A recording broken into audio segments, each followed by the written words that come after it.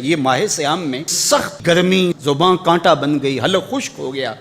اور ہم پانی نہیں پی رہے، ٹھنڈا پانی دستیاب ہے، کوئی دیکھ بھی نہیں رہا، وضو کرتے بھی احتیاط کرتے ہیں، میاں کیوں نہیں پانی کا 2 گھونٹ لے لیتے، ٹھنڈا پانی ہے، میٹھا پانی ہے۔ کہا ہم نے روزہ رکھا ہے، اللہ دیکھ رہا ہے۔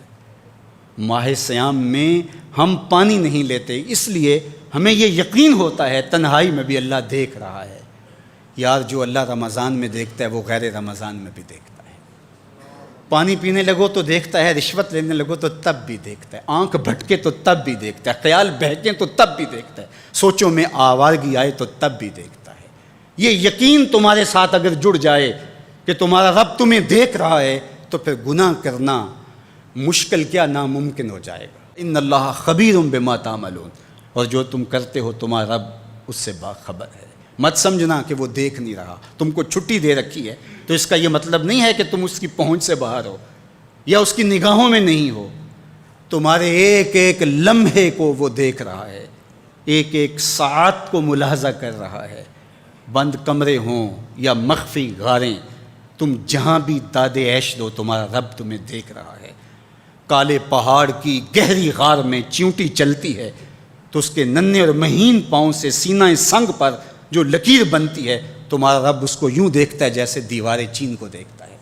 تو کیا وہ تمہارے اعمال کو نہیں دیکھتا؟ تمہارے ایک ایک عمل کو، تمہارے ارادے کو، تمہاری آنکھوں کی خیانت کو، تمہارے دل کے ارادے کو دیکھتا ہے، ایک ایک چیز سے وہ آگاہ ہے۔ وَلَا تَكُونُوا كَالَّذِينَ نَسُوا اللَّهَ،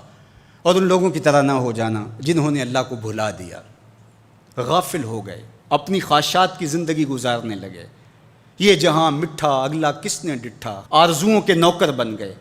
جس طرح نفس اور شیطان ان کو چلا رہا اس طرح چل رہے ہیں۔ جو لوگ اللہ کو بھول گئے، اللہ فرماتا ہے اللہ نے انہیں ان سے غافل کر دیا۔ اللہ جب کسی سے ناراض ہوتا ہے تو ہدایت چھین لیتا ہے، اسی لیے ہمیں ہر روز ہر نماز کی ہر رکعت میں ہدایت مانگنی ہوتی ہے۔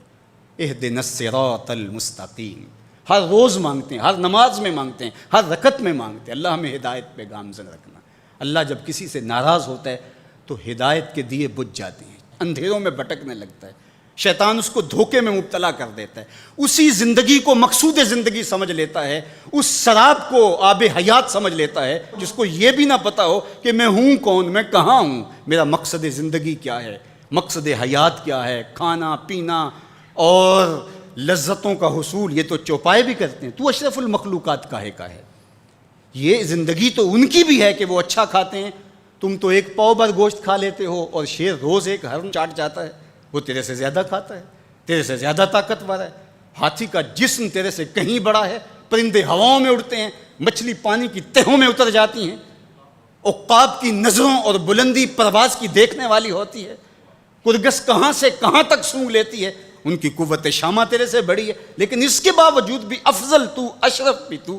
اور اللہ نے اپنی نیابت کا تاج تیرے سر پہ رکھا ہے، تو تو مقصود ہے، تو تو مسجود الملائک ہے، فرشتوں کی پیشانی تیرے حضور جھکی ہے، تو اپنے آپ سے آشنا ہی نہیں ہے، تجھے پتہ ہی نہیں کہ تو کون ہے، تو خدا کو بھول کے سمجھا کہ میری زندگی آزاد ہو گئی، اب میں جو چاہوں کروں، میں خدا کا بھی انکار کر دیا، بھلا دیا اس کو۔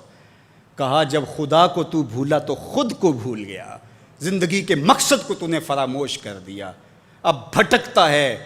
ارض فلات میں، جنگل میں پڑے ہوئے خشک پتے کی طرح، جس کو ہوائیں کبھی ادھر اڑا دیتی ہیں کبھی ادھر اڑا دیتی ہیں، مقصد حیات کا علم نہیں ہے۔ خدا کو بھولنے کا یہ نتیجہ ہے جو تجھے بھگتنا پڑ رہا ہے۔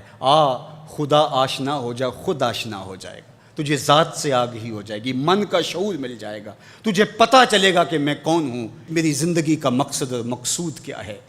تو اگر تو ایسا نہیں کرے گا تو اللہ تجھے تیرے سے بے خبر کر، تیری ٹانگیں نہیں توڑ دی جائیں گی، تیرا رزق نہیں چھین لیا جائے گا، تیری آنکھوں سے روشنی نہیں اچکی جائے گی، تیرے کانوں کی سماعت نہیں کھینچ لی جائے گی، یہ سب کچھ ہوگا لیکن مقصد زندگی نہیں ہوگا۔ تو کہا اس قرآن سے جڑ جاؤ، اپنی زندگی کو مالک کے سپرد کر دو اور ایک ایک لمحہ مالک کی چوکھٹ پہ گزار دو۔